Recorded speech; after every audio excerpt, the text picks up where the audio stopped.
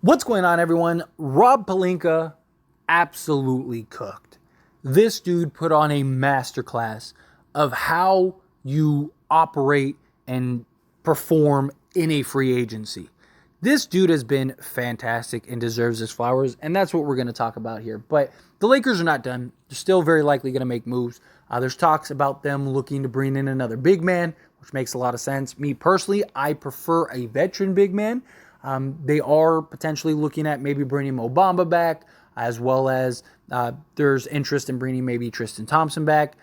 I wouldn't mind it. I wouldn't hate it, but I kind of want that veteran guy. You got Jackson Hayes.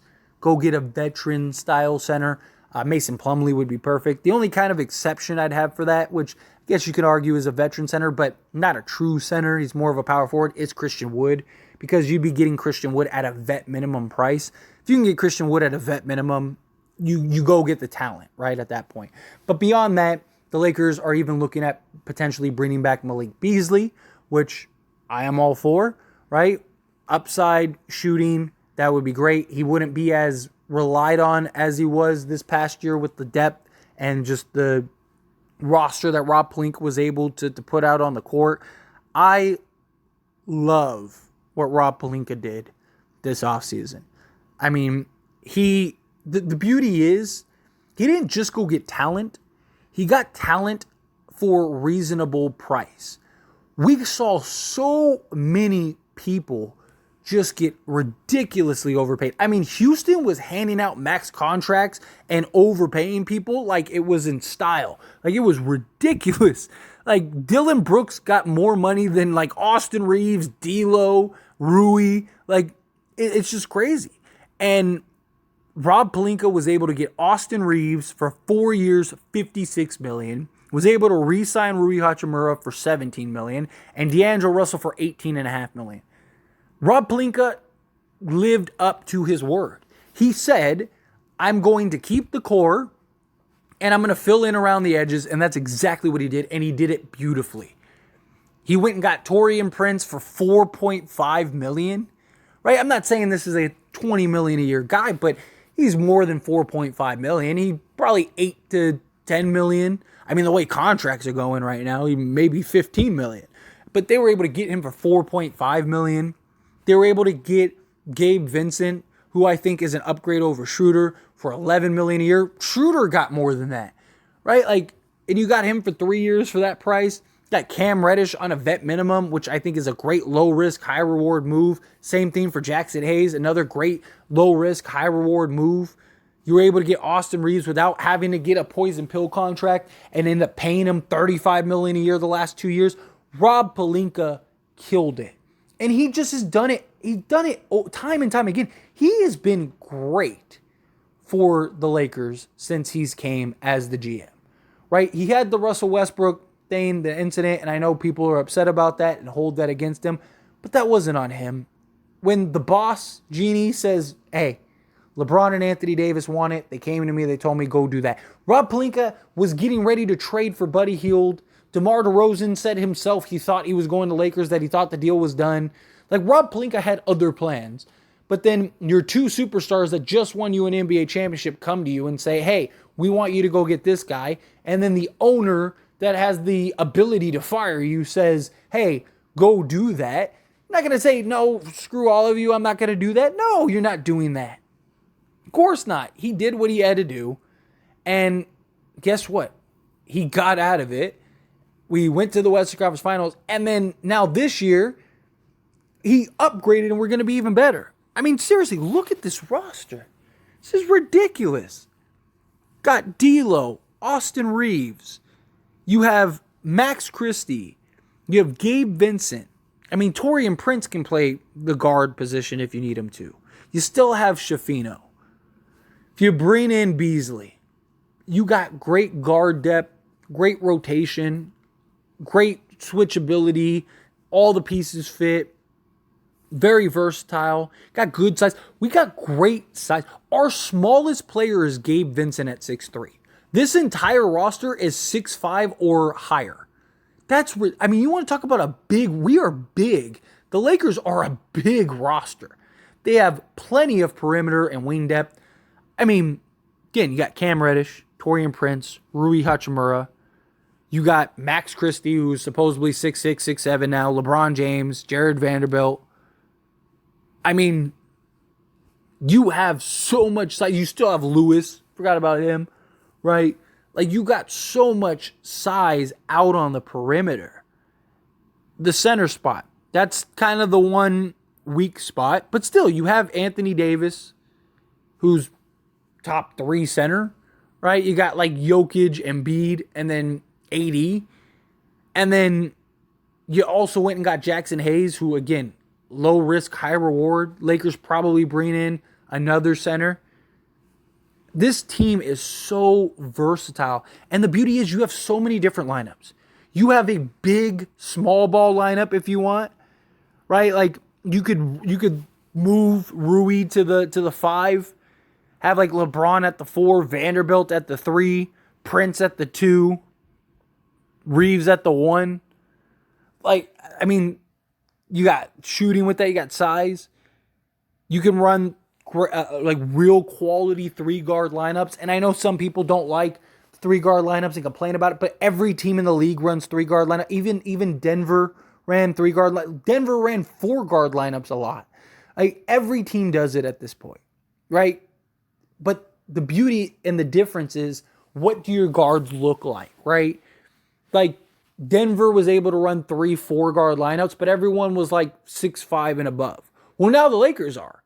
You're not running out with like Patrick Beverley, Dennis Schroeder, and Austin Reeves. No, now you're running out with D'Lo, who's 6'5". Austin Reeves, who's 6'5". You have, Max Christie or Gabe Vincent, who's 6'3", right? And he's 6'3", 200 pounds.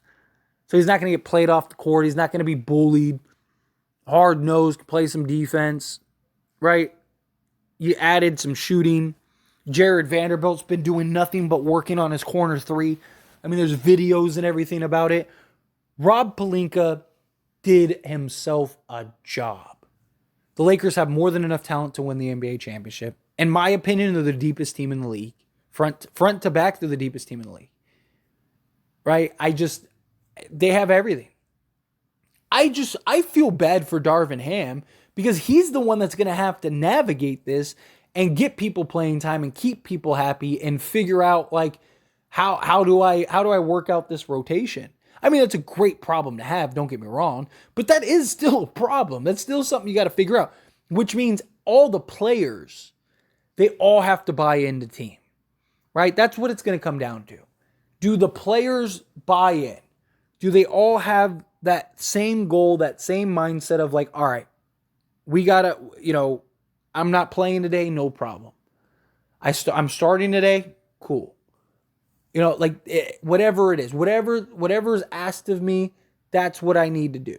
If that's the mentality that these guys have, then the Lakers are going to be very good, and good luck trying to beat them.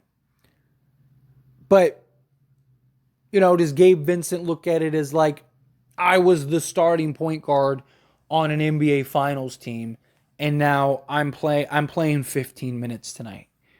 Does Jackson Hayes look at it as like, dude, I'm a young center that can be great, and you have me playing 10 minutes tonight, right? Like, these are real questions that have some level of concern, right? So can they fix it? Can they figure that out? Can everybody buy in and believe in team, right? Let's rally together. Let's do this together. If they can, brilliant.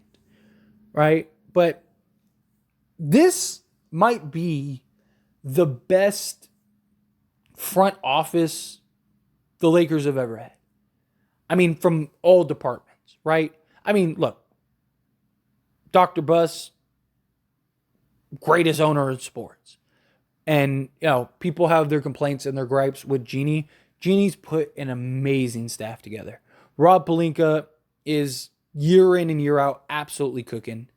He put together a championship contender, won a chip, which, I mean, guys like Sam Presti, who are considered the best GMs in the league, have still never done anything, haven't won anything. They've been to one final. Like, do you know how many great GMs or GMs that people believe are top in the league that have never won anything, and yet they're still considered great GMs.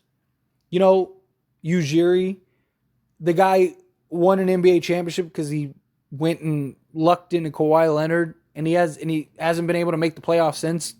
Basically, I mean, they've made the playoffs, but you get my point.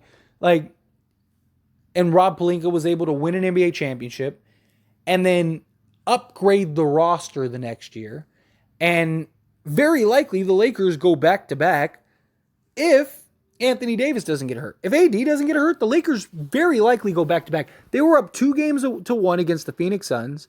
Phoenix had no answer for Anthony Davis. They look like they're going up 3-1. LeBron James is over there making Jay Crowder his son. And then AD goes down, and that was it. Otherwise, the Lakers probably play Milwaukee in the NBA Finals, and I think that they match up much better against Milwaukee. And I think that they absolutely could have beaten Milwaukee and probably went back-to-back. And then that fell through. LeBron wanted to play more off the ball, and they end up trading for Russell Westbrook, which was like the one blemish, and Rob Pelinka fixed it. Jesse Buss is incredible as far as finding just talent through the draft. I mean, the Lakers had a great draft, an even better offseason. That's good structure, top to bottom.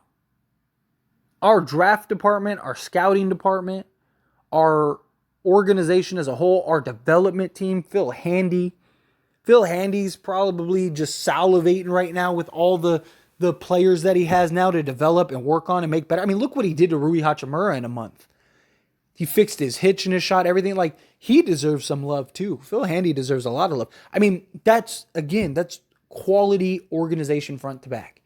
The Lakers, arguably, if not, have the best just scouting department in the league.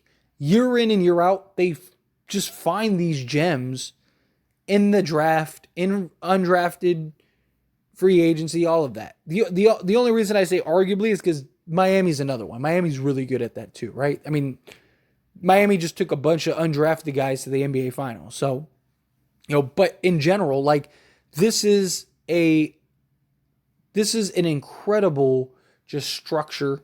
Got a great GM. It's just, at times, I kind of just want Jeannie to take a step back, right? You hear all the reports, Rob wants to do this, and then Jeannie comes in and like, nah, we're going to do this. And it's trust your people. Trust the people you have in the position that you're paying them to do, and let them go to work. Rob Pelinka absolutely deserves his flowers. I had to make this. I needed to give him his flowers because he deserves it. We're so quick to criticize him and get on him and talk about, I mean, all season I heard nothing but like, Rob Pelinka needs to be fired. This guy is an idiot. He doesn't know what he's doing, this, that, and the other. All I heard was that, Rob Pelinka, everyone grab their torches and their pitchforks and let's go get him. And he proved everybody wrong. Look, you're never going to have, you're going to have misses, right? You're never going to have perfect. Every year you're going to do great and you're going to put otherwise you'd win a championship every year, right? Lakers would have 30 championships rather than 17. You're going to have you're going to have misses, you're going to have moments, you're going to try things, right? The Lakers did it with Dr. Buzz, right? Go get Gary Payton and Karl Malone. Doesn't work out, right? You go get Dwight Howard and Steve Nash. Like, the Lakers always swung for the fences. And the idea of Russell Westbrook made a lot of sense. You have LeBron James and Anthony Davis that can't stay healthy. LeBron wants to play off the ball more. You get a secondary ball handler. When LeBron's out the game, Lakers are usually terrible. This gives them an opportunity to be good. The idea made sense. Okay. If you want to blame Rob for it, okay. But it's, what can you do when you make the mistake? Can you correct your mistake? Can you fix it? And he did that. And he had himself a hell of an offseason. And now it's up to Darvin Ham and this Lakers team to figure it out. Rob did his part. Rob did his job. We'll see what other piece or two he adds. I'm excited for it, but you got to give Rob Pelinka his flowers. He killed it. But Anyway, as always, this is a discussion, so I pass the question on to you. Let me know your thoughts and opinions down in the comments below. What do you think? Do you agree with me? Do you think, yes, absolutely, Rob deserves his flowers? Do you think no? However you feel, whatever your thoughts are, I'd love to hear it. Let me know down in the comments below.